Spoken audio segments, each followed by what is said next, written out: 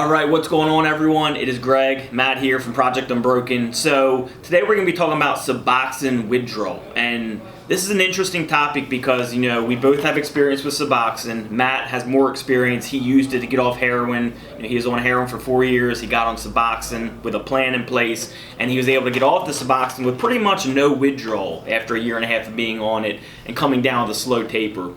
If you want that full story, I'll put a link below of that exact timeline he followed. The video for that is below. But today I want to talk about Suboxone withdrawal because I find it interesting. A lot of people have been commenting saying they're having trouble coming off and they're worried about it. And even a recent comment, someone said, the jump from 2 milligrams to 1 milligram is really big. It's scientifically proven. He says he's done a lot of research. And the reason he has is because he had trouble coming off Suboxone.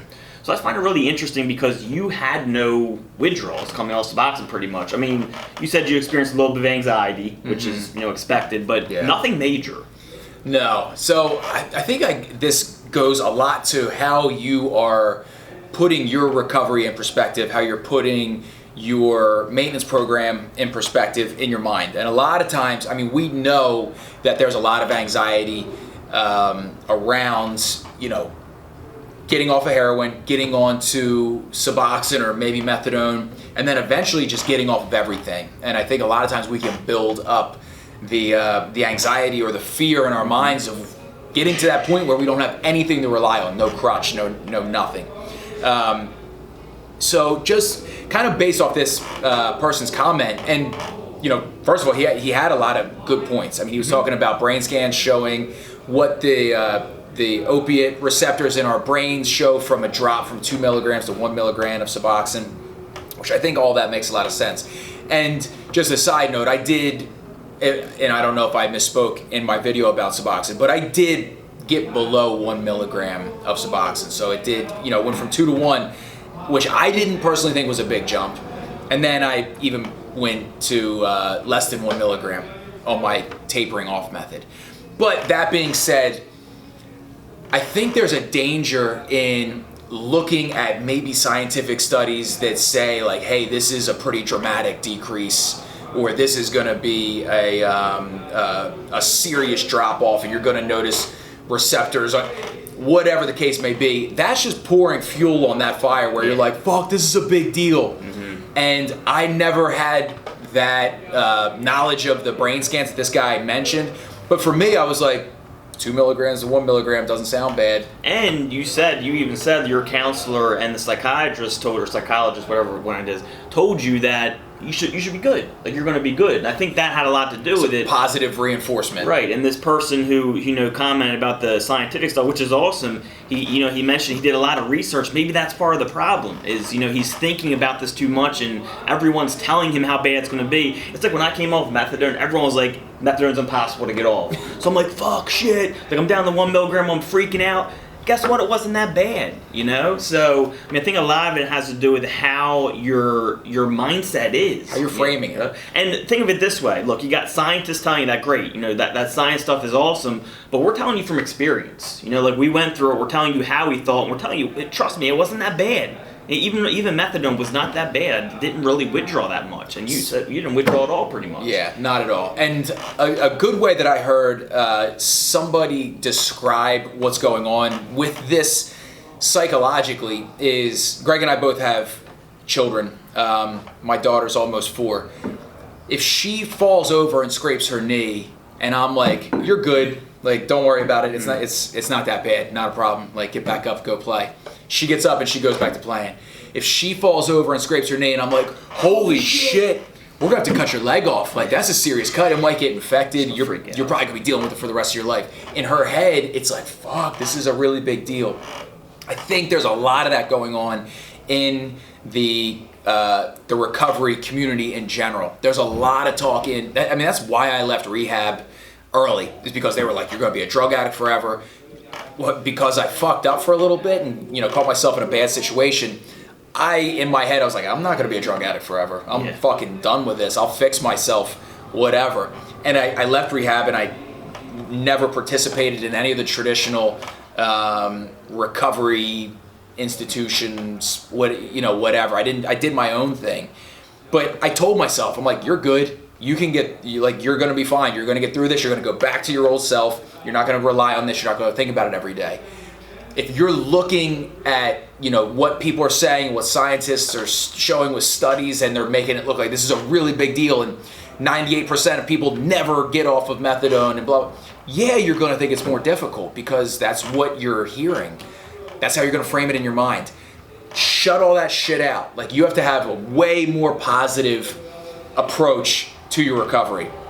It doesn't need to be unreasonable. It needs to be smart. You need to have a blueprint in place, and hopefully you have a good support system that would include a physician or a psychiatrist or some sort of clinic that will help you find a good way to taper off Suboxone or methadone or whatever it is.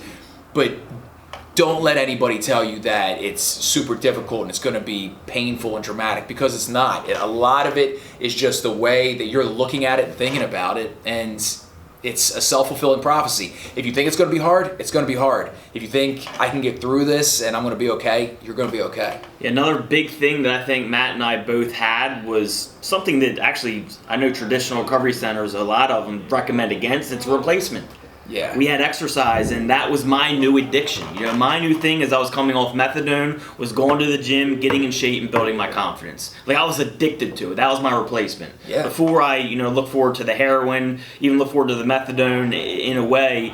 When I came off that, if I had nothing, I would have been like, fuck, like, what do I do? But I had that replacement there where it kept me busy, it kept me focused, it gave me a new goal, a positive goal, and it started pushing me in a positive direction. So I think that was a big thing that helped us as well, is just having a replacement in place, a positive replacement, and I think that did wonders for us as well. Yeah, I mean, we talk about that in a lot of our videos. It's kind of our third step is, having, we call it attraction, like something that you're interested in doing, something that you enjoy doing, something that takes your mind off of whatever stressors you have going on in life, because you're going to get the stressors, and the only coping mechanism that any of us as addicts had in the past was our drug of choice. So you need something else to go to. Yeah. We're both big believers in that. Yeah, so for those of you who are struggling with Suboxone and the withdrawal, again, watch Matt's video on how he came off Suboxone. All right, he came down very slow. He took it 1.5 years to get off.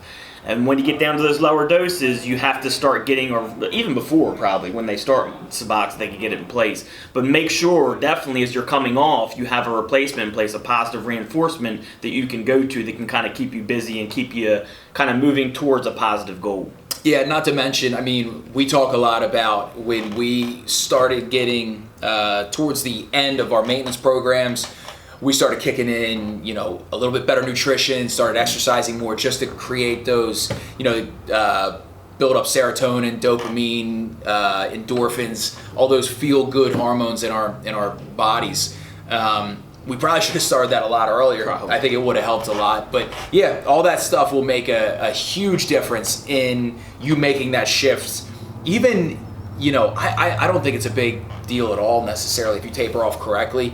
But having just even that placebo effect of knowing, all right, I'm being healthier, I should feel better, you'll have a more positive approach to the whole thing. Absolutely. And just to reinforce, guys, this isn't theory. Like, we're speaking from experience. Matt did this. He went through Suboxone and he came off it with pretty much no withdrawal. A little bit of anxiety, that's it. It's reality. I came off methadone, very little withdrawal. I couldn't sleep a little bit, but other than that, pretty much had no withdrawal symptoms. So it's not like we're speaking theory or science or anything like that. We're kind of speaking experience and trying to just help you guys, show you the roadmap we use to come off it without as little pain as possible. Or at least just to feel confident about getting off of it. It's hard to explain, and from those of you out there who are watching this that have kind of successfully made it through the other side of this whole thing, and you don't have to rely on a maintenance drug or heroin or whatever anymore. You understand the freedom that comes along with it. Don't be afraid to try to get to that point because you think that it's going to be painful, because it does not have to be at all. Again, just be smart about it and you'll be fine. All right, cool. If you guys have any more questions on Suboxone withdrawal, anything, the maintenance programs, let us know. We're here. We always answer questions, and we'll see you all in the next video. See you guys.